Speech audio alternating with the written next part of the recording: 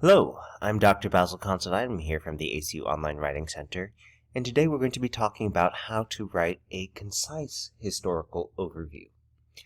Now, this is something where the specific assignment that we'll be using as an example today is drawn from the higher education program. However, to write a historical overview, something that orients the reader, then tells them briefly key things that they should know to better understand what your argument is going to be. This is something that comes up in many graduate programs. Whether you're being asked to justify your position because you need to advocate for funding or resources, or why you would be a good addition to a team, or whether because you are presenting research that is building on prior research, or even responding to important historical context that continues to shape what decisions are being made. And this is something where you can write a non-concise historical overview and lose or bore the reader, or you can write something that is focused and tells them exactly what they need to know to better understand what you're going to tell them. And that'll be the focus of what we talk about today. If you're new to the Online Writing Center, well, welcome. Happy to have you here. The ACU Online Writing Center offers a series of free services to all of our students in the online programs. We have webinars such as this, where we explore different topics, often by student request. We have webinars as exploring topics that faculty have requested that we offer, including many tying into different assignments or assignment genres. We answer questions via email. You can make appointments to get detailed writing feedback on your draft. These come in two different flavors. You have asynchronous appointments, where you sign up for time, upload your paper, that time rolls around, we look at it, and we send you feedback within 24 hours, often faster. And real-time appointments, where you can discuss your draft with us in real time via phone or Zoom. We also have templates, guides, and some sample papers available on the Writing Center website. And the process for signing up for an appointment begins with scheduling the appointment through the WC Online service. So head over to my.acu.edu. Under Resources, select Online Writing Center, and that'll give you all the links and instruction videos and things like that. So my.acu.edu, Resources, Online Writing Center. After you signed up for an appointment, you will see a screen that has a link to upload your paper to Canvas. Do that by the time your appointment rolls around, and we'll send you feedback. It doesn't hurt to submit the draft earlier. You can always submit an updated one and let us know, hey, here's a new version. That's totally fine.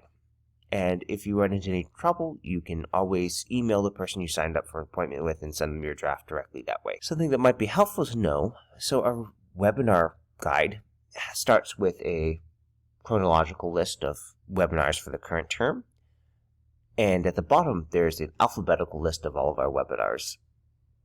But in the middle there's this tabbed course guide where you can select your program and see all of the currently available webinars that tie in with your program.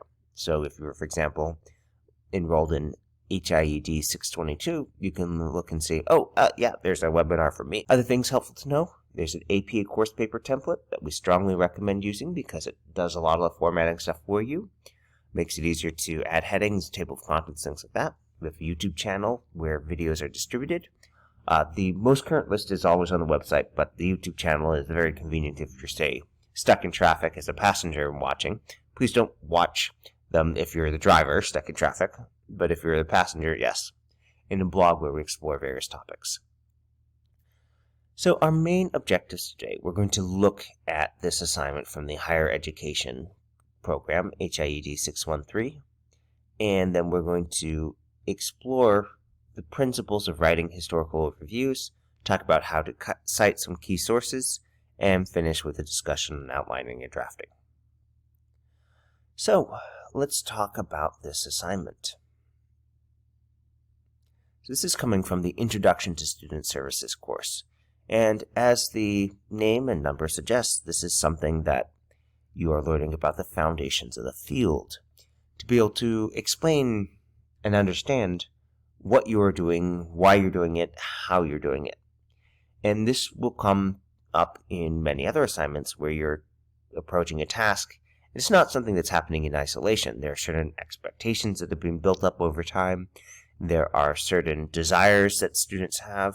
There are certain things that the field has said, okay, this is what we do, and perhaps this is what we don't do, and historical reasons that inform that. So if we look at this, it says, individually, you will prepare a well-organized paper on historical development in the field of student affairs while addressing some prompts. First, note and discuss major events leading to the creation of the field. Okay, this is the before. Identify major characters and their contributions. Okay, so who has shaped this and how did they do that? And then a brief overview of the major chronological events. Okay, so in order, what are the big milestones and what's happened? So what came before, who's really shaped it, and then give us a sequence of things leading to today.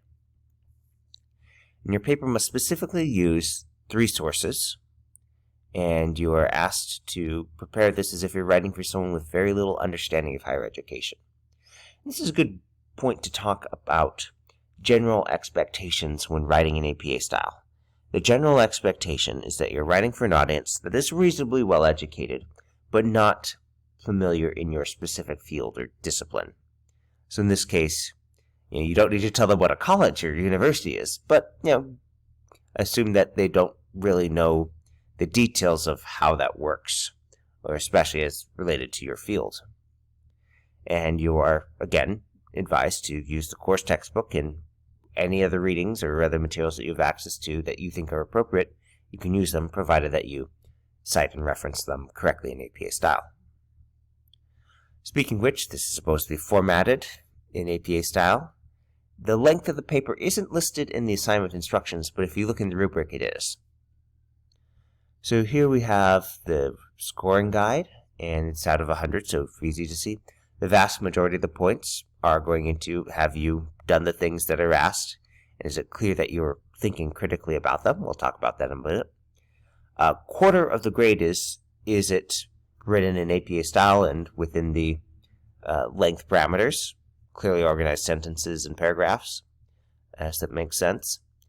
And 15% of it, is it in the target length? So let's talk about that. So that's 600 to 800 words. So in APA style, you're asked to have 1-inch margins and double spacing, 12-point font, so it's 12-point Times New Roman, standard font. That's going to be around 250 words per page. So we're talking roughly 2.25 to 3.25 pages of body content. So not counting the cover page, not counting the references. A little bit over 2 pages to a little bit over 3 pages in length.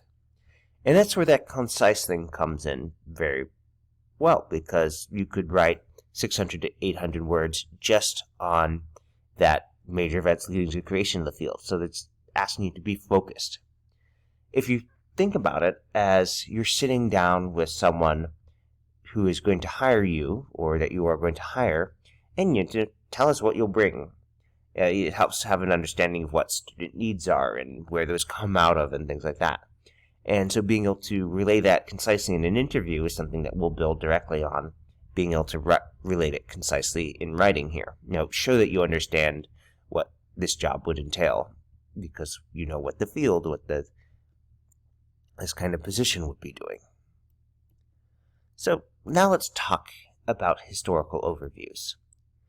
And the real question to start with is, who is your audience? Who's the target audience for the reader? Now, if we look at this here, we see that you're actually given a specific instruction. Prepare this paper as if you're writing this for someone with very little understanding of higher education.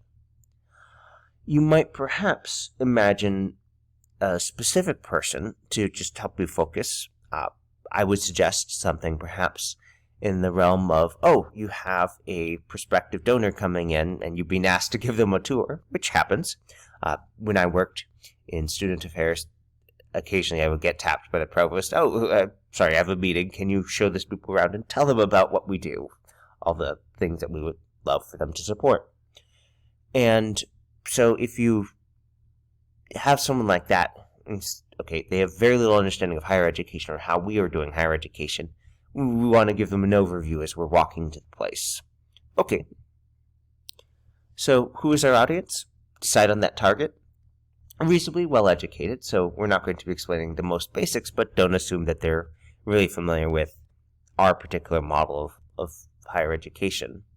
And if that's helpful, we might contrast it with another education system, whether that's, say, high school, so secondary education versus post-secondary college university, or with colleges and universities in another country.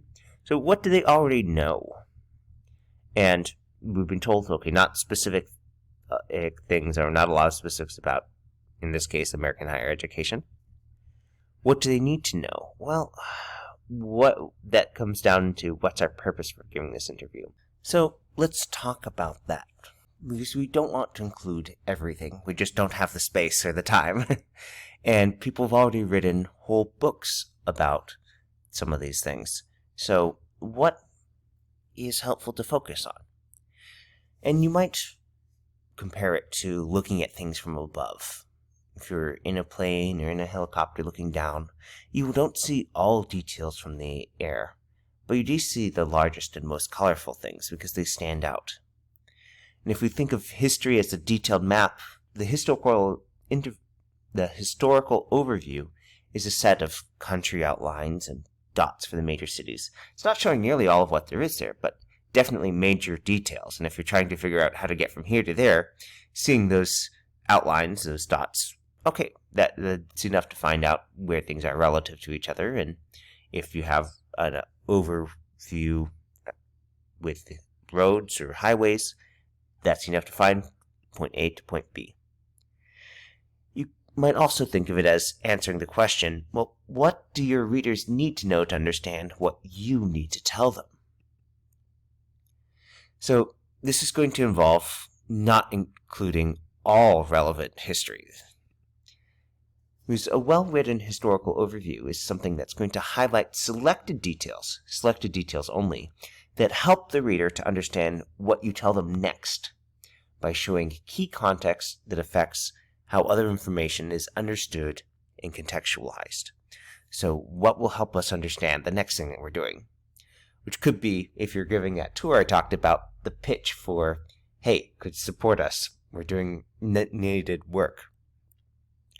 Now, if you include details that are not important or relevant to what's being discussed, your reader might, say, draw incorrect conclusions about what they're supposed to be paying attention to or what they're focusing on, or they might be unable to understand how this is fitting together. So we do really want to make sure it's following a logical sense.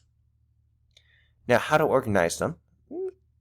General themes. Okay, before there was, to describe the events or conditions that made something happen. And that's actually something that our assignment guidelines are saying you should be doing. Note and discuss the major events leading to creation of the field. Okay. And then we have the great person theory, used in a lot of storytelling.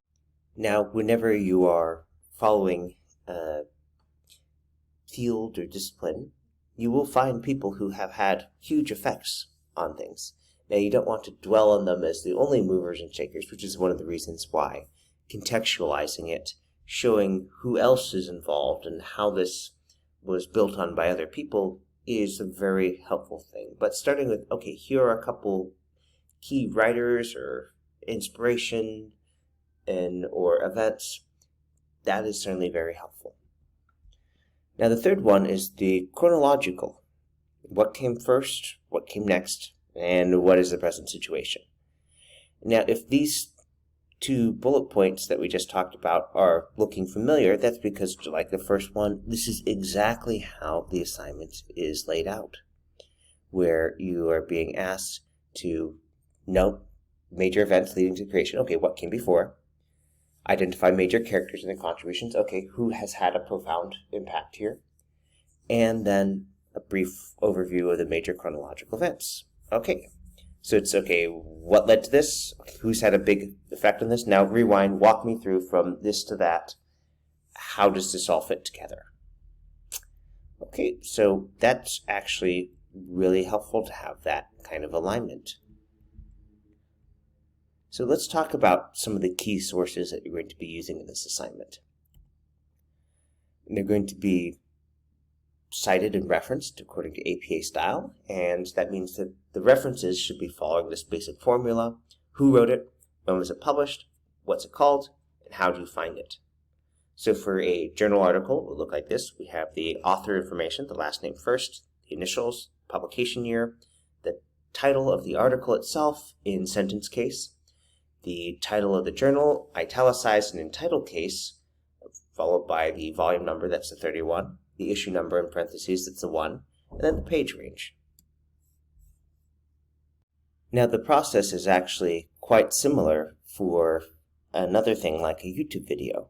And these might not initially look the same, but it's the same formula. Who wrote it? Well, for the video, you use the channel name, in this case, Jeremy Johns, happens to be the person's name. When was it published? Well, because videos come out with great potential regularity, and YouTube will show you there. They'll even offer to show you the most recent videos. In this case, we include the year, the month, and the day. What's it called? That's Reminiscence Movie Review. There's a little note in square brackets to clarify that that is a video. How would you find it? Well, you find it on YouTube. That's a platform.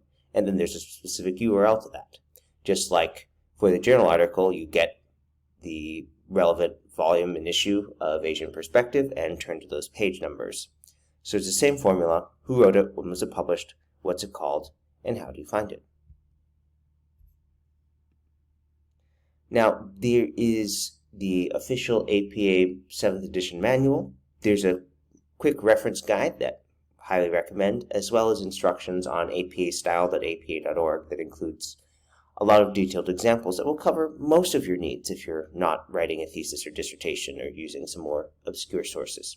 But you can always send an email to onlinewritingcenter@acu.edu if you have a question about something specific you're not sure how to cite. So let's look at the texts for this course. Well, there are those required texts of which the Shu et al. Textbook, that Student Services, A Handbook of the Profession, is specifically referenced. So how would that look like in APA style? And let's just say that the syllabus gives you a lot of helpful information for ordering the specific textbooks you need, because the ISBN indicates a very specific unique version of the book. So if you want to get, the exact hardcover 6th edition, you give the ISBN number to the bookseller and they can get you that specific one. But this also includes information that is not needed, not required, and therefore shouldn't be included in your reference for APA style, so the one you include in this paper. So you'll see that we have in the reference, we keep the author information, we keep the year, we keep the title and the edition number, and the publisher name. We don't include the ISBN number or the link saying, oh, hey, you can get this through the ACU library. And if we're citing that, it's just going to be a shortened version, and we have the first author and et al. So that's enough information to go find this in your reference list. Oh, Shu et al. 2017. So moving on, there's that article, Gathering Together a View of the Earliest Student Affairs Professional Organizations. And here we're going to again follow who wrote it, when was it published, what's it called, and how do I find it. Citing it, just one author, so Gerda 2006.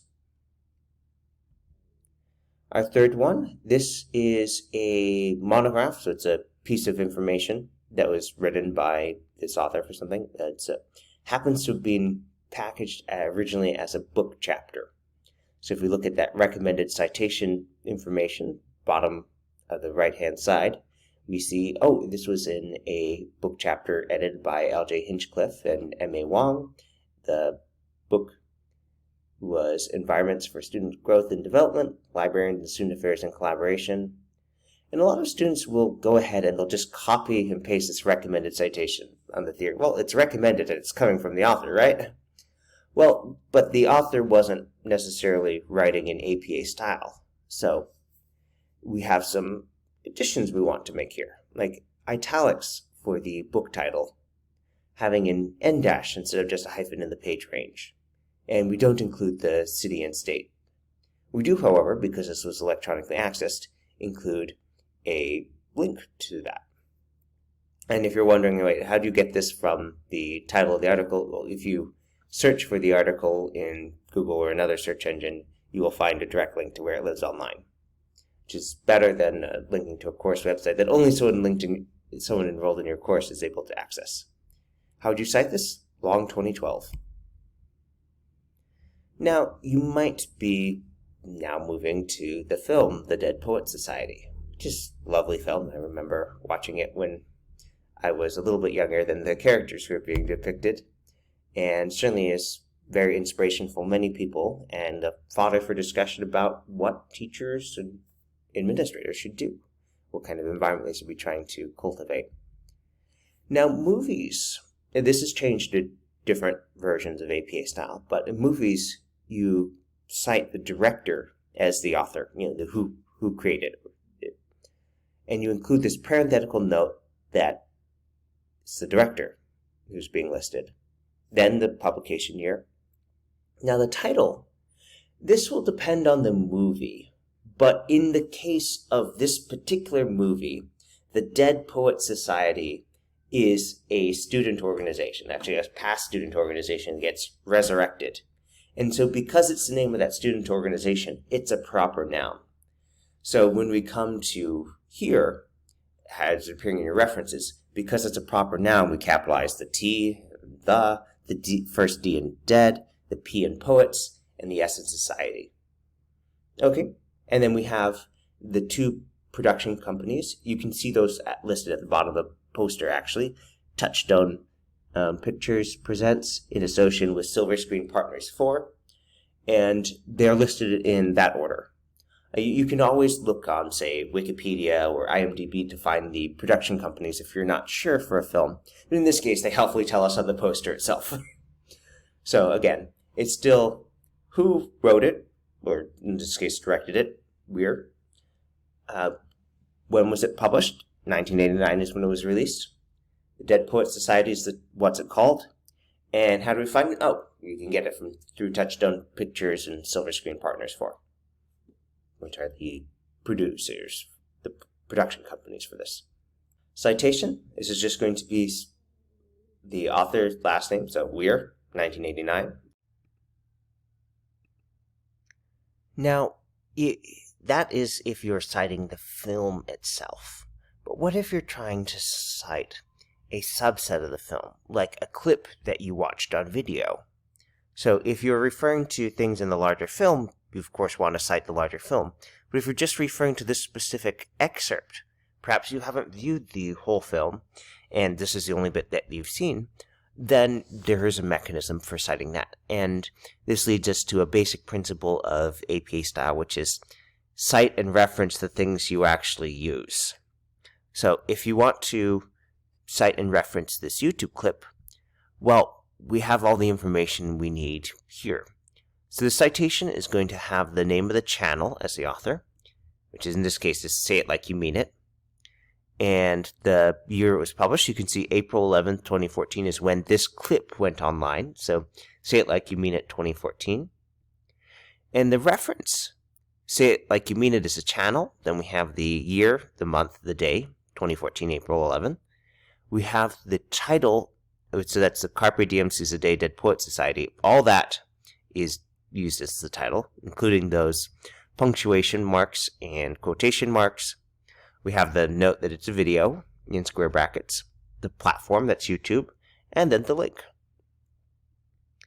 Now, this is the point where we move to discussing outlining and drafting the assignment, and this is, in its first set, pretty easy to do because we have our main sections laid out by the instructions. So you're going to want to get a copy of our APA course paper template before proceeding. So if you're watching this on video, go ahead and pause and download that now. Now there are a couple basic principles that help speed up this process. One is if you use the assignment instructions to create a working outline.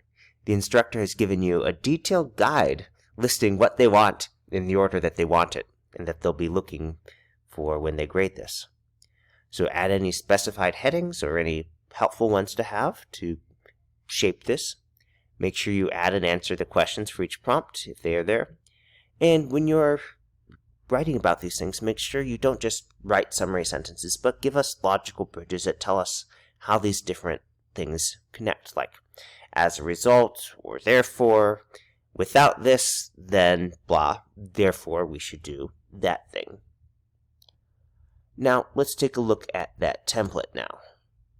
And here, we'll just start out by copy and pasting the assignment instructions here. And we can see we've got 3 bullet points, so that leads us to have, logically, 3 different sections. And in APA style, we want to have headings that are formatted according to APA style. So this is going to be the first level of heading in the paper, so APA level 1. I'm just going to zoom out so you can see some of these things a little bit more clearly. So if you open up the styles pane here, that gives you a list of different options for formatting text. So do your headings need to be poetic or elegant? No, they need to be descriptive and reasonably concise so that they're clear. So if we just loosely adapt the instruction here into this heading text, and we go over here, and again I open this up by going to the Home ribbon, Styles pane, and select APA Level 1, you see it's automatically centered and bolded. Again, loose adaptation of the instruction there, so who contributed that? Okay. Now, if you like, you could say, okay, well, I want the characters and the contributions. So you could say, and just say major characters and contributions to student affairs. Personally, I like major contributors and their contributions, but that's personal preference.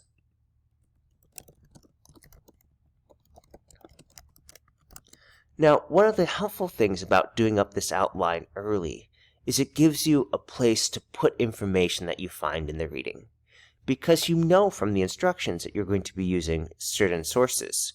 You're going to be using the Shoe et al. Textbook. Because it's specified in the instructions that you must use that text, we might as well go ahead and add that here. And ta-da! We have our first reference there. Now, what else? Well, let's say we're going to be using that video. Okay, now alphabetically that's going to go before this because SA goes before SC in the alphabet. Okay, we've got that one. And there are those other 2 readings, so let's go ahead and get them now. Now, you can see here that this link here is long enough that it's being bumped to its own line. That's fine. Let Word do the automatic line splitting there. That's fine. It will do it in a way that is compliant with APA style. All right, one more source. So as you review these sources for different parts of the assignment, you know, okay, you've got them here, you're supposed to be using them, and you can add them to your notes. So if we're looking at this, so let's say you decide to use the Dead Poets Society as an example here, and it's like, okay, the rise in popularity of elite boarding schools, and say, as seen in the Dead Poets Society, and then say it like you mean it, 2014.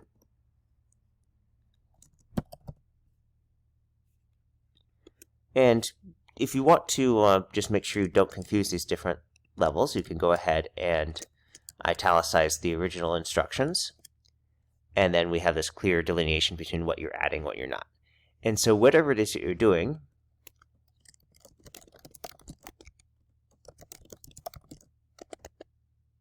you can start listing it out.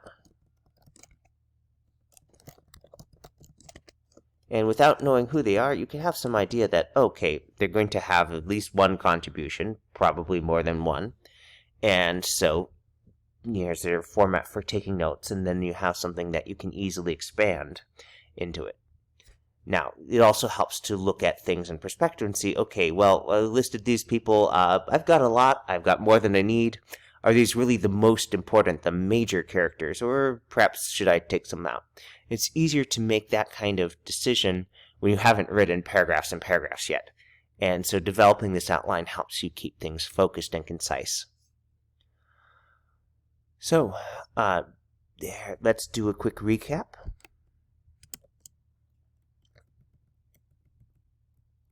So we started out by looking at this assignment from Higher Education 613 and how the instructions give you a list of what to write about in the order, how there's some details about specific things that you're being asked to cite in APA style, and that if you look in the rubric, it does tell you that this should be a little bit over 3 to a little bit over 4 pages in length.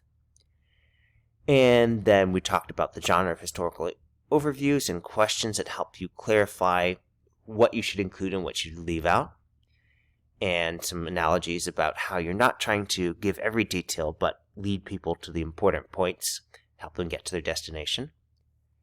And we finished with looking at how this assignment actually fits with common ways of organizing historical overviews to give us the early context. Okay, tell us who the movers and shapers were, and then give us a to Z. How did we start and where do we end? And that's it. So, feel free to visit us again. Have a good evening.